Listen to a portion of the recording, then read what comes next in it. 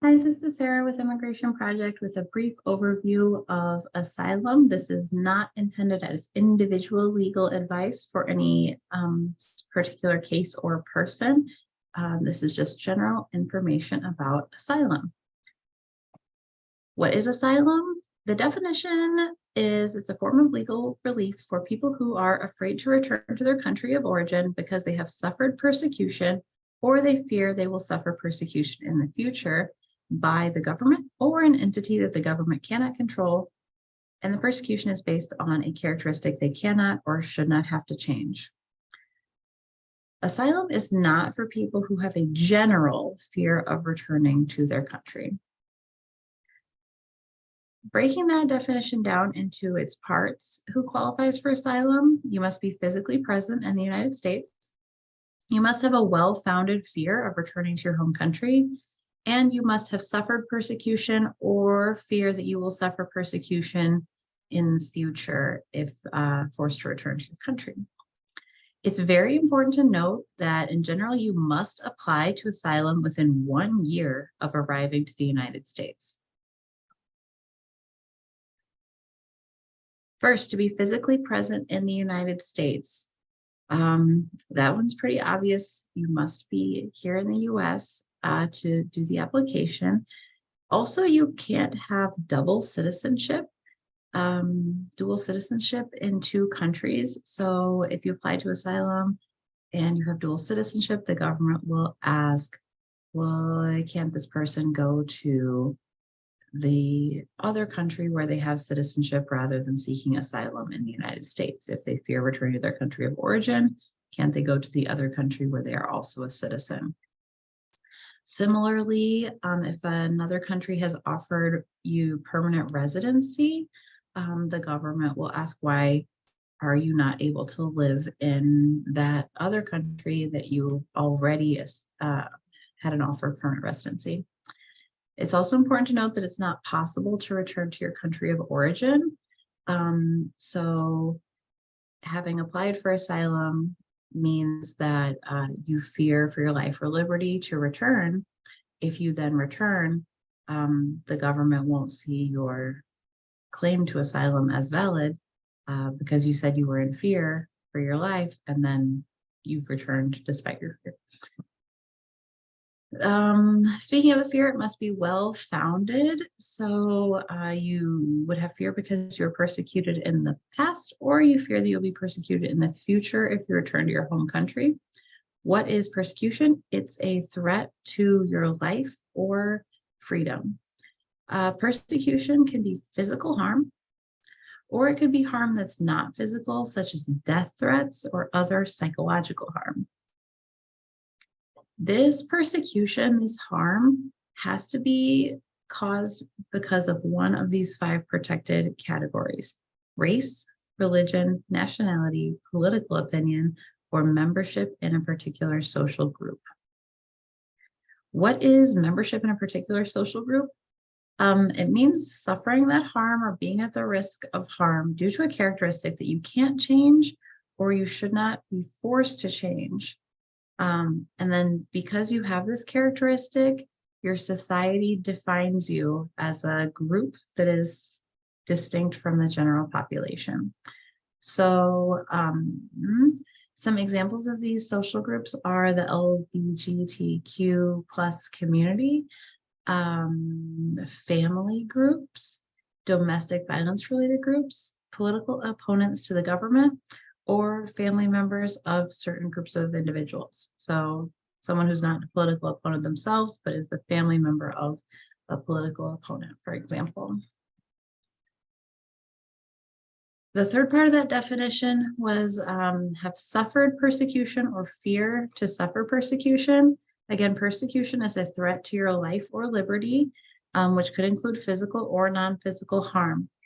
The persecutor, could be the government, or it could be a non-governmental individual or a group that the government cannot or will not control. So that's an important part of the definition to note, that the government is not able to control the persecutor, or they are the persecutor. Here's some examples to demonstrate the category system. A 21-year-old Mexican woman and her 3 children are fleeing domestic violence and regional gang violence. In this case, it's not race, religion, nationality. It wasn't really mentioned her political opinion, so membership in a particular social group would go best with this example. And they could be persecuted as domestic violence related groups. So women who have suffered domestic violence, who are not being protected by their government, or related to gang violence, people who oppose the local gangs or refuse to join the local gangs. A man from Zimbabwe who opposed the ruling government party. So D, political opinion, and or E, membership in a particular political group, which would be like political opponents to the government. A transgender woman from Mexico who was persecuted because of her gender identity. Membership in a particular social group. And that social group would be LGBTQ plus, the trans community, right? There are also some bars that prevent people from applying to asylum, or reasons that applications for asylum are denied. Persecution of others, if you've participated in or been the persecutor, that's asylum is to protect people who are being persecuted, right? It's not to protect the people who are causing the problem or doing the persecution. Offers of lawful permanent residence in another country, or people who are trying to apply for asylum after that 1-year deadline. For more information or to complete a screening, you can visit tinyurl.com/asylumbars. So we've talked about who is eligible for asylum. What is the process to apply for asylum? Next step would be to fill out the I-589 application for asylum, and then prepare a personal statement, which explains in detail why you are applying for asylum. A personal statement is like an autobiography. So it starts when you're born and continues till the present. The story should go in order and pass from one important event in your life to the next. You do have to include your entire life, but you should also select the most important events that are related to the asylum application and describe that persecution in great detail, including painting a picture for the judge, describing everything that you saw, what you heard, what you experienced, how it felt, to truly explain why you fear to return to your country. And generally these statements are between 5 and 10 pages. Step 1, fill out the 589. Step 2, prepare the personal statement. You also will gather evidence to support your application. Every application is different, so there is no exact list of evidence that we can provide to you to collect.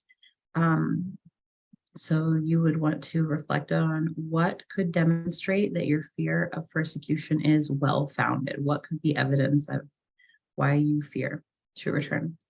So some examples are newspaper articles about events and persecution that are going on in the country, police reports about things that happened to you or people like you, medical records, letters from witnesses that saw the persecution, letters from therapists or other professionals who can attest to your suffering or fear of suffering persecution, threatening messages, graffiti, posts on social media, official government statements, for example, that are against a certain religion or sexuality or a certain social group.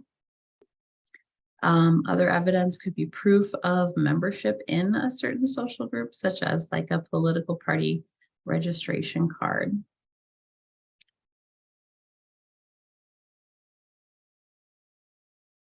After submitting the application and the evidence, many people will then pass through an interview with immigration judge or USCIS official. So it's very important to only include things in the application about which you are 100% certain, because later questions could be asked in the interview, which you would need to answer exactly with the same information as you completed on the application. So how could Immigration Project help with this application process?